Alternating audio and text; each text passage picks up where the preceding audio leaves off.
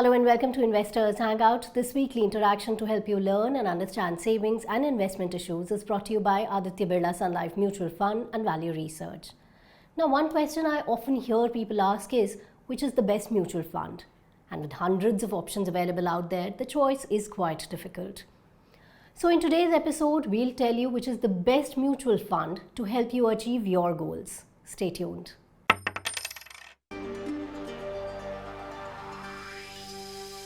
Well, this is one of the most common questions that many people ask, but I would say this is a wrong start. The ideal question should be which type of mutual fund is right for me instead of which is the best mutual fund.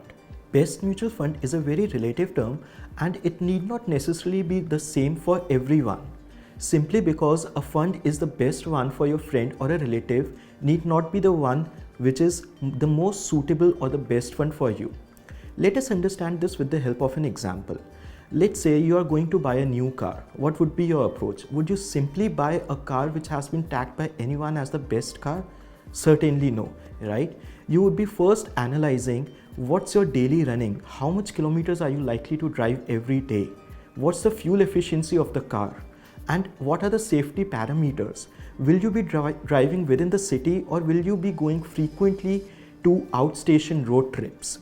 After analyzing all these things, you would then decide. So for someone who would be traveling say around 200 kilometers every day and is a traveling person and would be going to different cities every other month, and in comparison to someone who just plans to take the car out on weekends, that too for short distances within the city, the best car would be different, right?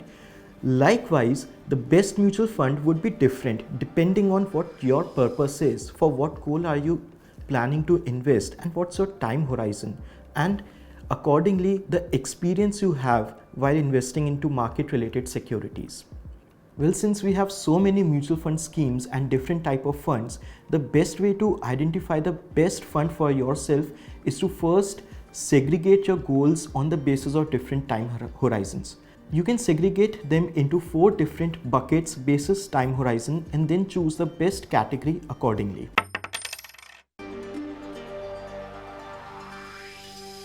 For the goals that are due within the next 1 year, say the immediate goals, the best go-to option for most investors would be your bank account itself.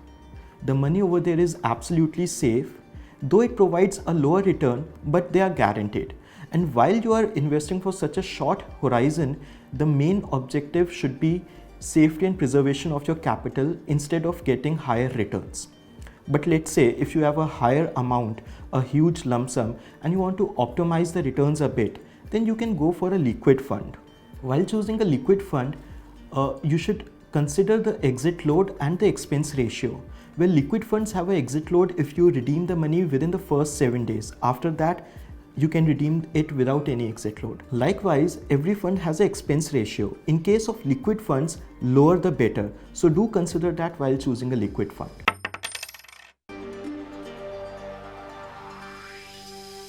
The next bucket could be your short-term goals. For short-term goals for which you think you would need the money over the next 3 to 4 years, the best fund would be a short duration fund. It's a very good alternative to a normal bank fixed deposits. Not only they have the potential to give higher returns, but also if you hold them for at least 3 years, they become more tax efficient. While choosing a short duration fund, it is important that you look at the portfolio of the fund. Well, these funds invest in different types of bonds, and the bond could be either a low rated, like a poor quality, or a high quality bond. So always while doing so, choose a fund which has a high quality portfolio. You can check the quality of the portfolio of any short duration fund by visiting Value Research online, go to the fund page, and over there in the portfolio section, you will get all the detail.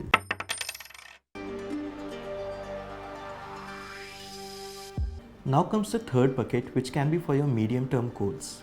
Here, the horizon is typically 5 to 7 years, and for this, we feel that hybrid funds are the best. Within hybrid funds, there are multiple subcategories. The 2 most important to look at are the conservative hybrid funds and the aggressive hybrid funds.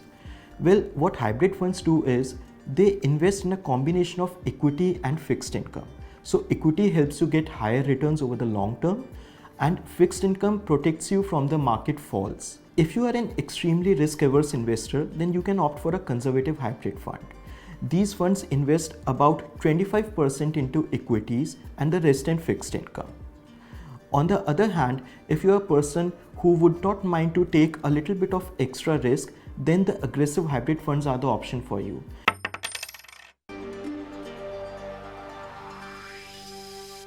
So the last and the fourth bucket would be for your long-term goals. Here we talk about goals for which you think that you would need money, say after 7 or 8 years, or maybe more than that. Here the best option would be to invest in a pure equity fund. When we talk about pure equity funds, we have two options. One is the flexi cap category and the other is the equity linked savings scheme, ELSS, or as we commonly say, tax saving mutual funds. Both these funds share a similar investment mandate. These funds invest across companies of different sizes and sectors. They are well diversified. The only difference is that the investment in ELSS is eligible for a tax benefit and a deduction under the famous 80C section, which allows deduction of up to 1.5 lakh rupees from your taxable income.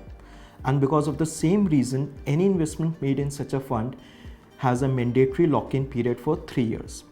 So if you want to save tax while investing for your goal, choose an ELSS. Otherwise, go for a flexi cap fund. On the other hand, if you are a new investor or you are a person who easily gets anxious with market ups and downs or do not want to assume too much risk, then you can well continue with the aggressive hybrid fund that we discussed in the third bucket. So it is also a perfect fund for your goals which are 7 to 8 years away or even more than that. Let me tell you the reason.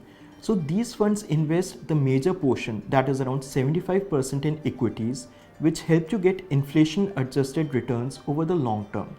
And a very small portion, around 25 to 30% is invested in fixed income, which protects these funds from falling sharply during a severe market crash. You would see in the accompanying graphs, we took out calendar monthly returns of all the equity fund categories along with aggressive hybrid funds over the last 2 decades whenever Sensex fell by more than 10%.